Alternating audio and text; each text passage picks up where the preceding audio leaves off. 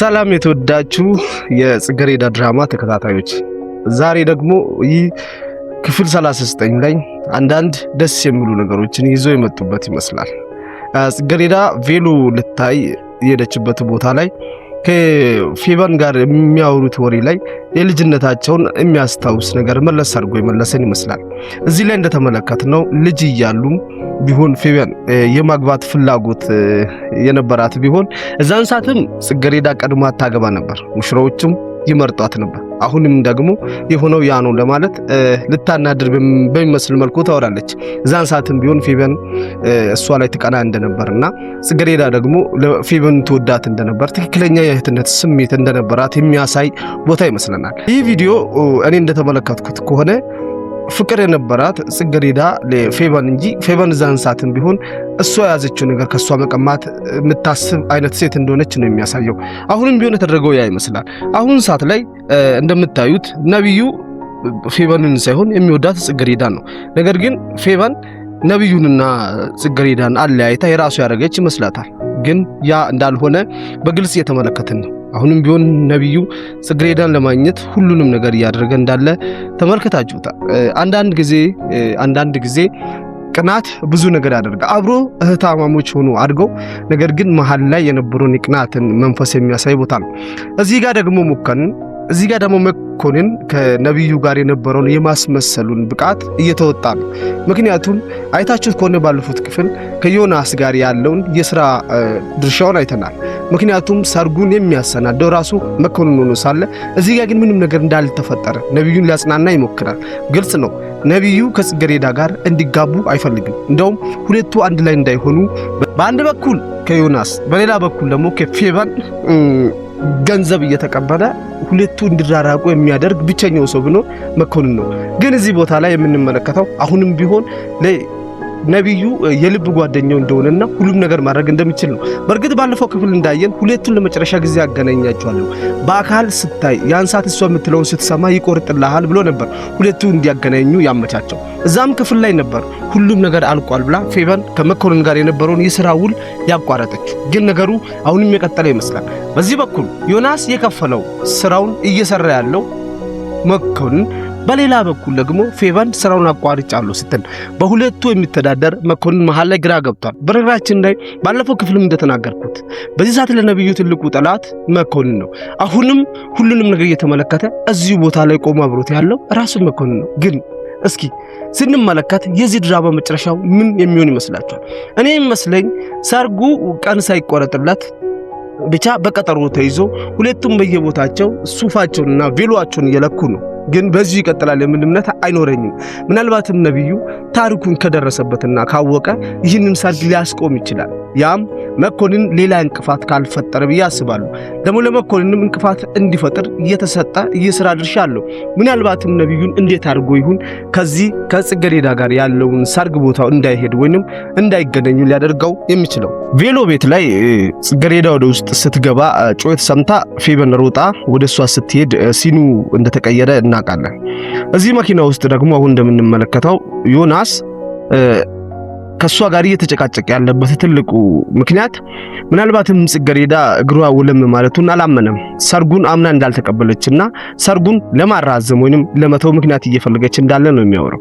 እዚህ ጋር እንደውም በጣም ያስገረመኝ ንግግር ይሄ ነው። አውቃለሁ አንተ እኔ ሞቼ ቢሆን ሬሳዬንም ቢሆን ልታገባ እንደምትፈልግ ስትል ሰምተናል።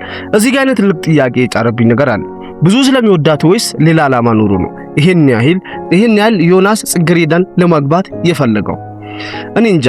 እዚህ ጋር አንድ ጥያቄ የሚጭር ነገር ሆኖ ያልፋል። ሆኖም ግን አንድ መርሳት የሌለብን ነገር ፌቨንና ዮናስ የሚተዋወቁ ጓደኛሞች ናቸው። ምንም በሱ በኩል ቢሆንም ያለው ሴራ እንዳለ ሚናውን የምትጫወተው ይመስለኛል ፌቨን ናት።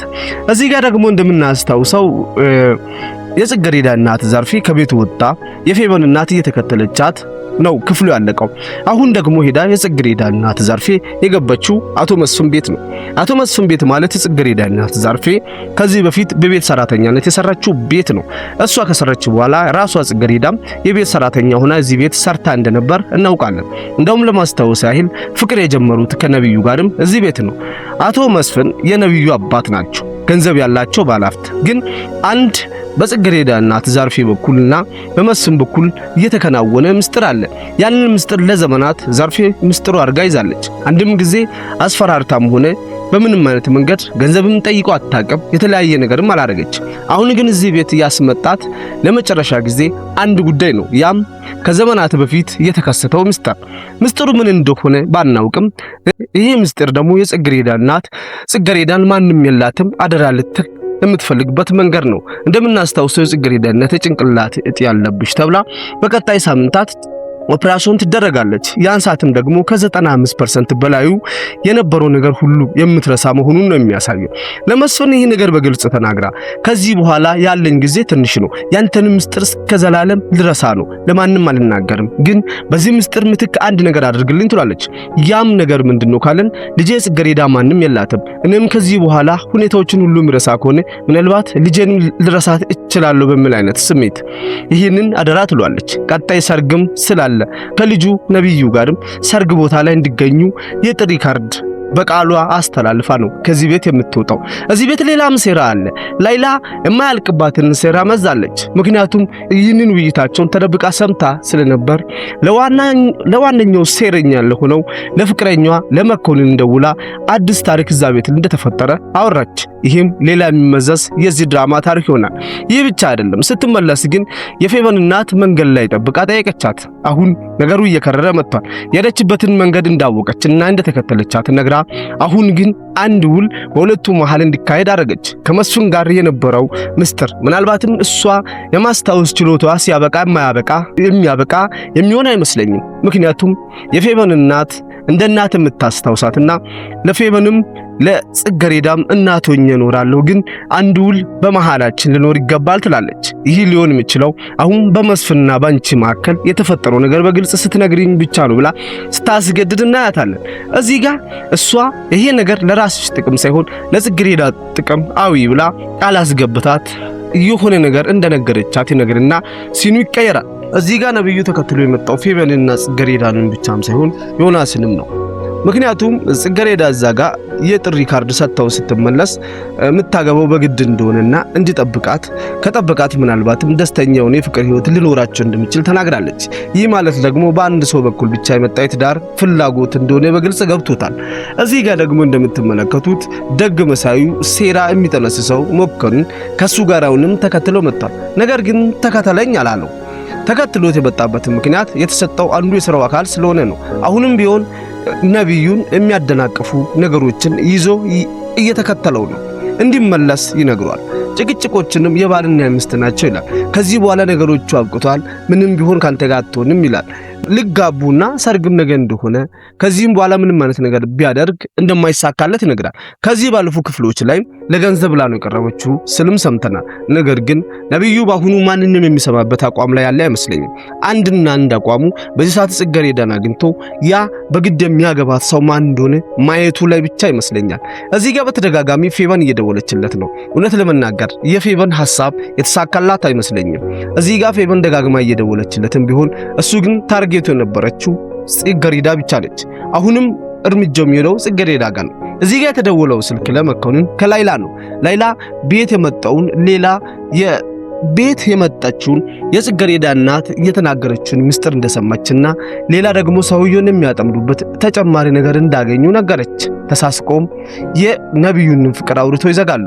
ይቀጥልና ደግሞ አሁንም በዚሁ መንገድ መጠበቃቸውን ቀጥሏል። እዚህ ጋርም ስደርስ ፌቨንና ጽጌረዳ ከመኪና ሲወርዱ ከዮናስ ጋር የነበረውን ግብግብ ተመለከተ። ዮናስና ጽጌረዳ እዚህ ጋር የነበራቸው ጭቅጭቅ ምን እንደሆነ ባያጣራም ከሩቅ ግን ሲያመነጫጭቃትና ሲገፈታተራት ተመለከተ። ይህ ማለት ደግሞ የነበረው ነገር በሷ ፍላጎት እንዳልሆነና ያ ሰው እንዳስገደደ እንደሆነ ገብቶታል። በመቀጠል አሁን ነብዩ ማድረግ ያለበት የዚህን ሰው ማንነት ተከታትሎ መድረስ ነው። እንደምትመለከቱት የድራማው መዝጊያ ላይ ሰርግ ብንመለከትም ግን ፍጹም ደስተኛ ሆና የምንመለከታት ጽጌረዳ ምናልባትም ከዮናስ ጋር ጋብቻ እያደረገች ያለ አይመስለኝም። ይቀጥላል የሚለው ጽሑፍ ከመምጣቱ በፊት አይታችሁ ከሆነ ያየነው ሱፍ ለባሹ ነብዩ ነው። ምናልባትም ነብዩ ለዮናስ ሚዜ ሆኖ ጽጌረዳን እየዳራት ነው ማለቱ በጣም ይከብዳል። ይሄ ሁሉ ደስታና የሰርግ ድባብም የሱ ነው ብዬ እማምንበት ምክንያት አይታየኝም። ይመስለኛል በተለያዩ መንገድ አስቆሞት ቀጣይ ክፍል ላይ የምንመለከተው የሚመስለኝ ነብዩና የጽጌረዳን ሰርግ ይመስለኛል። ያ ሲሆንስ እዛም ይሁኑ ምስጢሮቹ የነብዩ አባት የመስፍን ታሪክ የተነገረው ከዛ በኋላስ በሚቀጥለው ፌበን ተቀማውኝ በሚል ስሜት ተነሳስታ ምን ታደርጋለች? የጽጌረዳ እናት ዘርፊስ ኦፕሬሽን ካረገች በኋላ እውነት እንዳለችው ሁሉንም ነገር ረስታ ብቸኛ ሆና ልጇንም ረስታ ፌበን እናትስ የተነገራትን ምስጢር እንደተባለው ለልጇ ለጽጌረዳ ብቻ ትጠቀማለች ወይስ መስፍንን ልታጠቃም ታስባለች? ይህንን ሁሉ የምንመለከታቸው በቀጣይ ክፍሎቹ ይሆናል።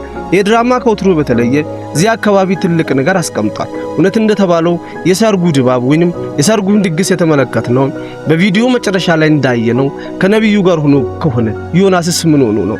ወንጀል የነበረባት ጽጌረዳስ የወንጀሏ ታሪክ ምን ላይ ይደርሳል? እውነት ወንጀሉን ያኔ ተዘግቷል ያለው ዮናስ አውቆ ቢሆንስ?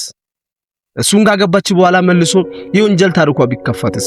እነዚህ ሁሉ ነገሮች የቀጣይ ክፍሉን ድራማውን ጥያቄ ይዞ የሚመጡ ክፍሎች ነው። ግን እዚህ ላይ እንደተመለከትነው ምናልባትም ሰርጉ የሆነው ከነብዩ ጋር ሊሆን ይችላል እላለሁ። ይህ ድራማ በዚህ መልኩ የተጠናቀቀ ሲሆን በቀጣይ ክፍል እስክንገናኝ መልካም ጊዜ።